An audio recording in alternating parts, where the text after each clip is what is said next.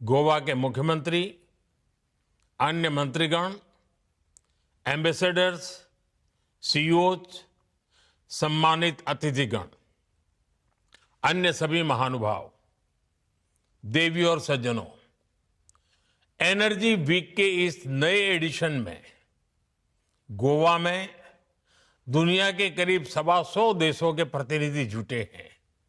आप एक energy secure और सस्टेनेबल फ्यूचर पर चर्चा करने भारत आए हैं। मैं आप सभी का स्वागत करता हूं, अभिनंदन करता हूं। साथियों, इंडिया एनर्जी वीक बहुत ही कम समय में डायलॉग और एक्शन का एक ग्लोबल प्लेटफॉर्म बनकर उभरा है। आज एनर्जी सेक्टर के लिए भारत बहुत बड़े अवसरों की धरती है। भारत दुनिया की फास्टेस्ट ग्रोइंग मेजर इकोनॉमी है, यानी हमारे यहां एनर्जी प्रोडक्ट्स की डिमांड लगातार बढ़ रही है। इसके अलावा भारत दुनिया की डिमांड पूरी करने के लिए भी बेहतरीन अवसर उपलब्ध करता है। आज हम दुनिया में पेट्रोलियम प्रोडक्ट्स के टॉप 5 एक्सपोर्टर्स में से एक हैं। दुनिया के 150 से ज्यादा देशों तक हमारी एक्सपोर्ट कवरेज है और भारत की ये क्षमता आपके बहुत काम आने वाली है। इसलिए एनर्जी वीक का ये प्लेटफॉर्म हमारी पार्टनरशिप को एक्सप्लोर करने का बहुत ही उत्तम स्थान है। मैं आप सभी को बहुत सारी शुभकामनाएं देता हूं। फ्रेंड्स, अपनी बात आगे बढ़ाने से पहले मैं एक बड़े डेवलपमेंट की चर्चा करना चाहूंगा। कल ही भारत और यूरोपियन यूनियन के बीच एक बहुत बड़ा एग्रीमेंट हुआ है। दुनिया में लोग इसकी चर्चा मदर ऑफ ऑल डील्स के रूप में कर रहे हैं। ये समझौता भारत के 140 करोड़ लोगों और यूरोपीय देशों के करोड़ों लोगों के लिए बहुत बड़े अवसर लेकर आया है। ये दुनिया की 2 बड़ी इकोनॉमीज के बीच तालमेल का एक शानदार उदाहरण बना है। ये समझौता ग्लोबल जीडीपी के करीब 25% और ग्लोबल ट्रेड के करीब 1/3 हिस्से को रिप्रेजेंट करता है। ये समझौता ट्रेड के साथ साथ डेमोक्रेसी और रूल ऑफ लॉ के प्रति हमारे शेयर्ड कमिटमेंट को भी सशक्त करता है। साथियों, ईयू के साथ हुआ ये फ्री ट्रेड एग्रीमेंट ब्रिटेन और एप्टा समझौतों को भी कॉम्प्लीमेंट करेगा। इससे ट्रेड और ग्लोबल सप्लाई चेन दोनों को मजबूती मिलेगी। मैं भारत के नौजवानों को, सभी देशवासियों को इसके लिए बहुत बहुत बधाई देता हूं।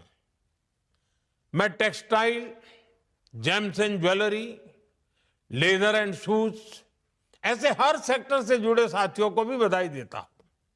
ये समझौता आपके लिए बहुत सहायक सिद्ध होगा।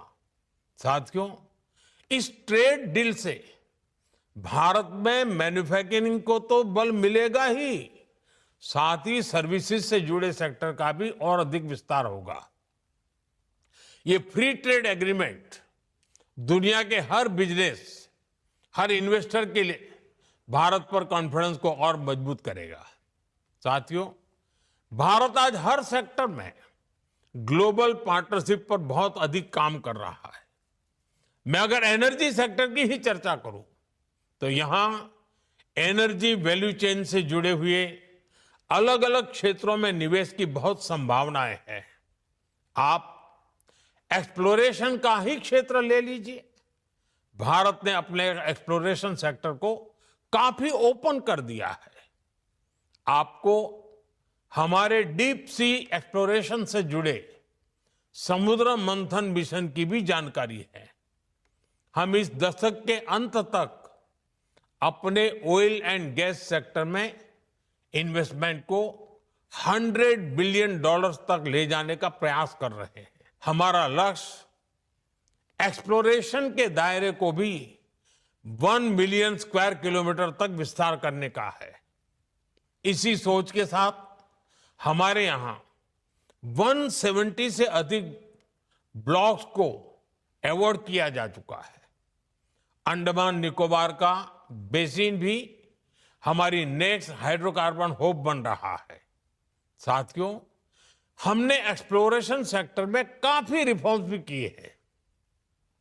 नो गो एरिया बहुत कम कर दिया गया है। इंडिया एनर्जी वीक के पिछले एडिशंस में आपको भी जो भी सुझाव थे, आपने जो कुछ भी कहा, उनके अनुसार हमने अपने एक्ट्स और रूल्स में भी बदलाव किए हैं। यदि आप एक्सप्लोरेशन सेक्टर में इन्वेस्ट करते हैं तो आपकी कंपनी की प्रॉफिटेबिलिटी बढ़ना तय है। साथियों, भारत की एक और विशेषता है जो है एनर्जी सेक्टर में इन्वेस्टमेंट को बहुत फायदेमंद बनाता है। हमारे यहां बहुत बड़ी रिफाइनिंग कैपेसिटी मौजूद है। हम रिफाइनिंग कैपेसिटी के मामले में विश्व में दूसरे स्थान पर है। जल्द ही हम दुनिया में पहले नंबर पर होंगे। आज भारत की रिफाइनिंग कैपेसिटी करीब 260 MMTPA की है। इसे 300 MMTPA के ऊपर ले जाने के लिए निरंतर प्रयास हो रहा है। ये इन्वेस्टर्स के लिए बहुत बड़ा एडवांटेज है। साथियों, भारत में LNG की डिमांड भी निरंतर बढ़ रही है। हमने अपनी टोटल एनर्जी डिमांड का 15% LNG से पूरा करने का लक्ष्य रखा है। इसलिए हमें LNG के पूरे वैल्यू चेन पर काम करने की आवश्यकता है।